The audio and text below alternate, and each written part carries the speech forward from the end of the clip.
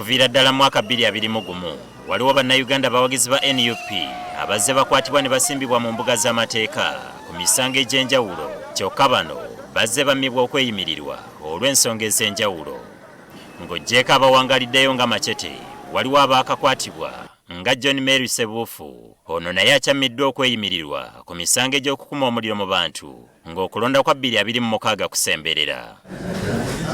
Kati olwaleero abakulira ekibiina kino batugambye nti bakoye okusiriikirira ensonga eno nga bagenda kutwala ssaabawabi wa gavumenti mu mbuga z'amateeka nga bamulumiriza okukuumira abantu baabwe mu buduukulu mu ngeri ey'obugenderevu. Ffe nga NUP tusazeewo okuwalawala oyo DPP okumutwala mu mbuga z'amateeka ku nsonga gye tuyita contempt of court oba okunyooma ebiragiro bya kooti n'atabituukiriza.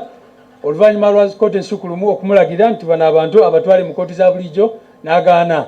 Abantu bano basibiddwa emyaka 6 obujulizi tebuleetebwanga. Kati twagala kooti etubuulire yeetengeredde oba etubuulire amazima nti ya munnange naffe tuli mu kutya, kubanga kooti ensukulumu yawe ekiragiro kino lwaki tekiteekebwa mu nkola. Bano bagamba nti bataddewo n'akakiiko akagenda okuŋŋaanya obujulizi okuva ku bantu abaatulugunyizibwa ko n'abo abaakwatibwa naye nga mpaawo alondoola. Abantu bangi nnyo batirimbulwa naye okuba nti waliwo internet blackout tetwasobola na kubamanya. Kaakati ennaku ezo bangi bajja wano era abamu ne batugamba nti abantu baabwe baatwalibwa ne babuzibwawo ne wetwogerera tebamanyiwo abo abantu gye bali. So twagala kubasaba wano tulinawo Human Rights Desk oba desk ekwasaganya ensonga z'eddembe ly'obuntu. Tubasaba mujje wano muleete obujulizi obwo obw'abantu bamwe era battibwa oba babuzibwawo tusobole okubayamba. Okuva okulonda lwe kwaggwa, akulira ekibiina kino Robert Kyagulanyi yeemulula n'adduka mu maka ge ng'alumiriza nti gavumenti yali eyagala kumukwata ekyaleetawo akasiriikiriro mu kibiina.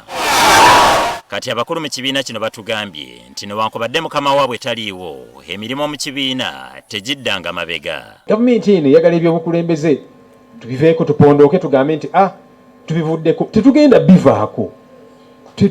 bivaako. Kati ekyo kyeyongedde kubanyiiza n'okubalabisa.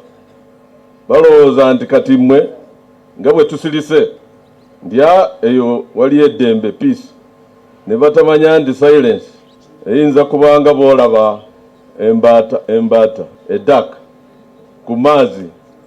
Bw'okiraba ku maazi oyinza kulowooza ndi eri kuseeyeeya, naye ng'omulimu ogusinga guli wansi awo, guli mu bigere. Batugambye nti Kyagulanyi ali mu mbeera nnungi newankubadde aliira ku nsiko era nga mu ggwanga Uganda mwakyali.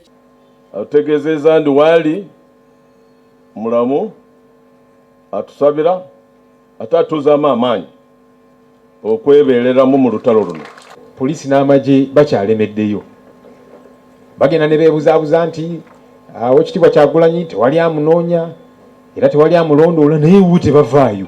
Ronald Senvuma, NTV, Akawungeezi.